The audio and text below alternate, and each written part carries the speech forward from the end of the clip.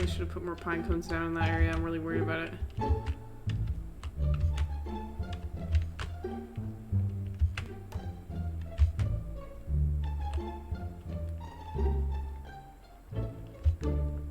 My review is a 2 out of 10.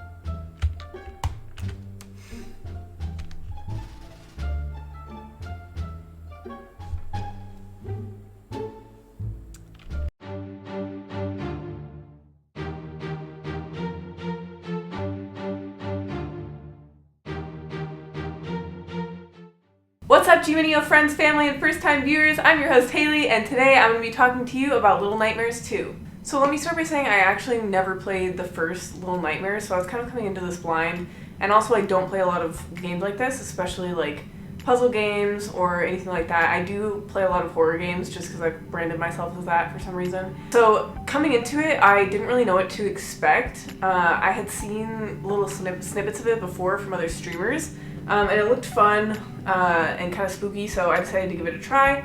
And honestly, guys, I was not very good.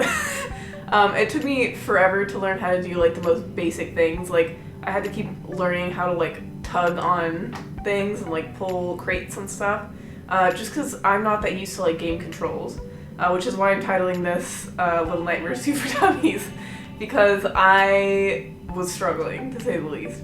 But the first impressions that I had about the game were that the graphics were absolutely incredible, because when I first opened up the game and it was on the start screen, like when I was just starting out, I thought it was still part of the like title screen. And then I started moving and I was like, wait, this is the actual graphics in game? I was really impressed. I thought it was really good.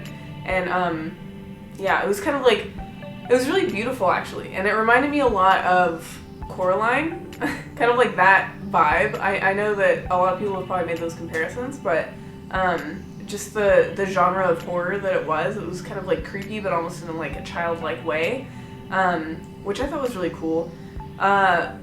Overall, when I first realized that the game was just all going to be like difficult situations to get out of, I was a little bit scared because I couldn't even do like Fall Guys. Like just learning the controls of Fall Guys was harder for me. So to go on to something like Little Nightmares 2 was also kind of difficult. But I will say, as the game progressed, as I got more comfortable with the controls, it was really fun trying to figure out how to get out of each room.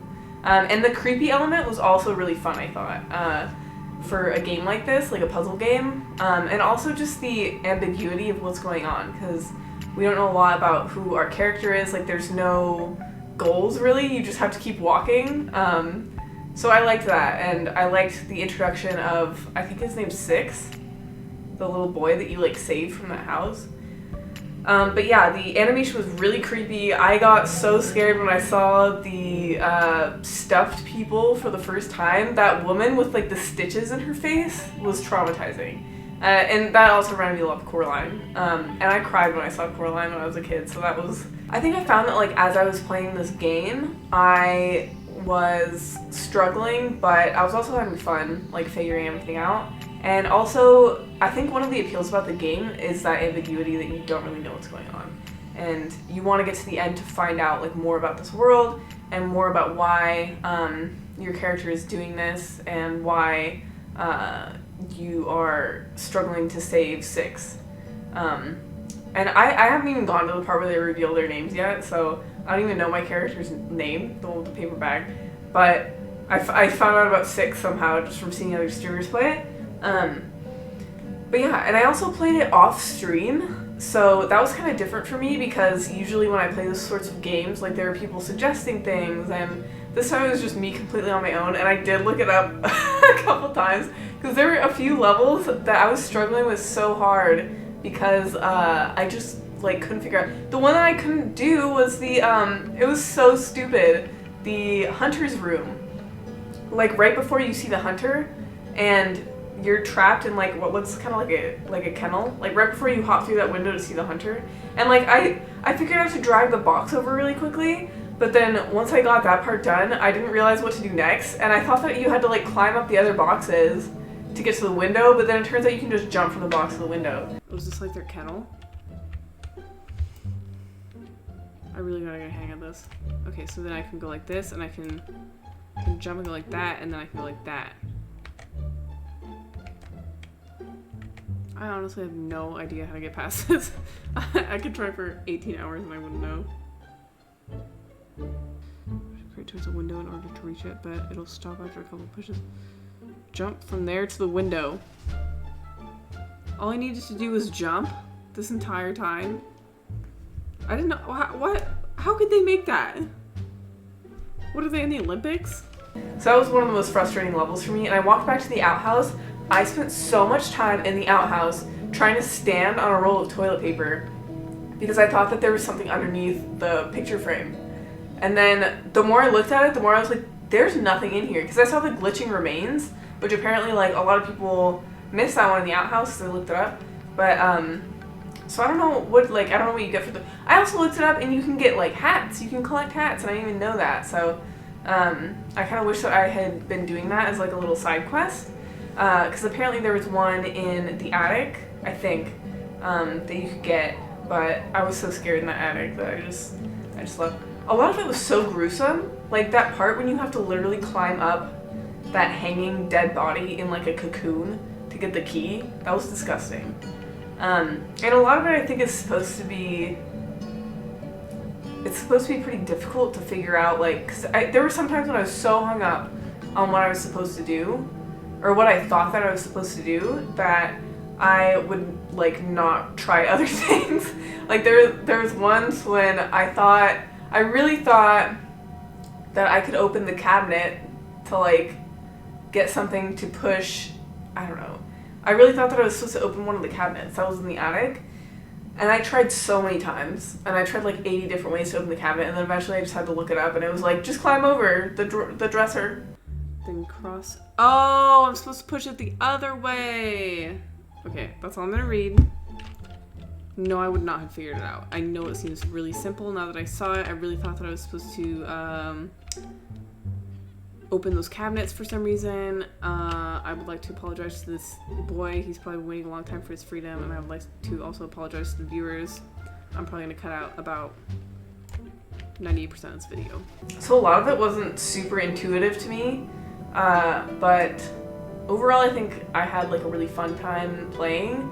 And it was funny because after I stopped playing, because I played for like 2 hours almost the first time, and after I stopped playing, I was kind of like, man, I actually kind of want to see what happens next. Like, you're invested in the story, and you're also invested, once you get the game controls down, at least for me, because I know a lot of people, they have a really easy time figuring out game controls because they've been playing like WASD games their whole lives. But for me, like, it's still, I know I've been playing them for a while, but it's still kind of shaky to me.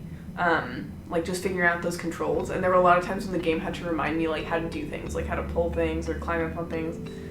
So that was kind of frustrating. But I feel like once you get it down, like, it's fun to just try different things and to kind of figure out how, like, what the game wants you to do. So I've noticed there were times when, like, something would, like an item would be like illuminated or something, and then I would be like, okay, so they want us to use that, or they want us to see that.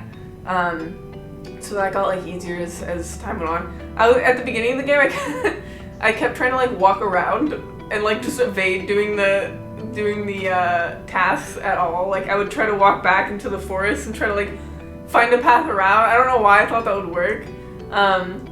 But yeah, I tried to avoid those situations at first, but then the more I played, the more I realized that like those strategy and puzzle games are fun. And Jamie also came in for a little bit and helped me out, and it seemed like as soon as she came in, she was like, did you try moving that? Did you try moving this? And I was like, you know what, I didn't even think to do that. So I can see why people like this game overall.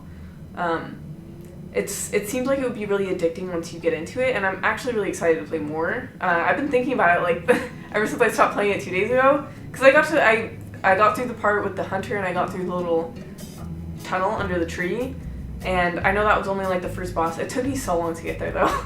And yeah, so I'm excited to see more. I want to see more of the antagonists too. I want to like, because the first time the hunter came out, it was like so terrifying at first, and then once you do it, it's like, like you just have to run and go for it and try to evade him, and it was hard to figure out. Like, the first time, I remember when he was looking around with the flashlight, and I didn't realize that he couldn't see me when I was in the grass, so I was like sprinting, trying to run away from him. Overall, I'd say I'd give this game like an 8.5 out of 10. I'm saying that like it's like a bad score. I feel like, I don't know. I don't have a lot of games to compare it to, but what really impressed me about this game were, one, as I said, the graphics, and then also like the storyline as well. I think it's a really unique concept, especially just like throwing you into this world. Like they don't give you backstory, you just kind of have to figure it out. And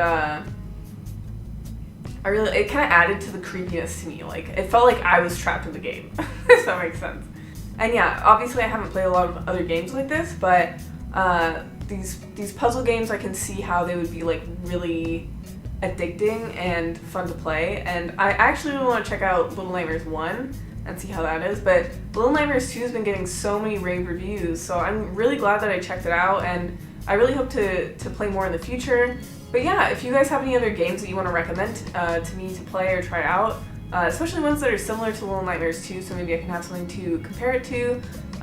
But yeah, also if you want to see more about this series and how I did in part 2, because I know this was kind of just a fast run through today showing my gameplay. But if you want to see me play more of Little Nightmares or maybe stream it, then be sure to let me know in the comments below. And I'll be linking G-Mineo's Twitch as well, just in case you guys want me to maybe stream that one day. But yeah, I really enjoyed playing the game, and I hope you guys enjoyed hearing my thoughts and opinions on it as a first-time player, and I hope to do more in the future. So until then, please like and subscribe to support our channel and also to see more of this content. We really appreciate it, and it really helps us out. And thank you so much for watching. Until next time, I'm your host Haley, and remember, game it till you make it. Bye guys!